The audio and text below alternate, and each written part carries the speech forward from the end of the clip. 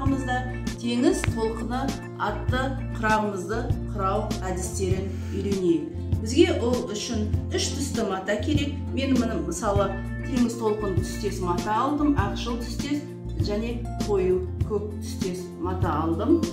Олардан көлемі 10,5-да 10,5 шаршылар кесіп алдым, өлшеп алдым міне. 10,5-да 10,5. Оған диагональ жүргіземіз. Міне. Диагональ жүргізіп болғаннан кейін кесіп аламыз.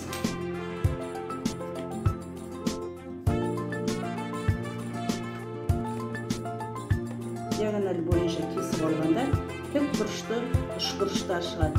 Өлшемі бірдей. Мына біреуін кесіп алдық. Ол міне бір өлшем болады, мына жерде келеді. Енді қалғанын тағы да тік бұрышты үшбұрышты екіге бөлеміз. Ол келесі мына өлшем. Әрқайсысын жеке-жеке өлшеп отырмаймыз. Енді одан қалған тағы да екіге бөлеміз. Ол енді мына өлшем болып шығады.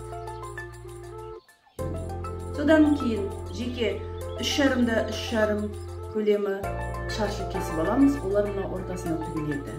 Енді тағы да бізге керек болады бөз матадан көлемі 17-де 17 сантиметр шаршының ортасына диагональ жүргізіп, тура ортасын тауып аламыз. Бұл ортасын тауып аламыз. Содан кейін тігуді бастаймыз.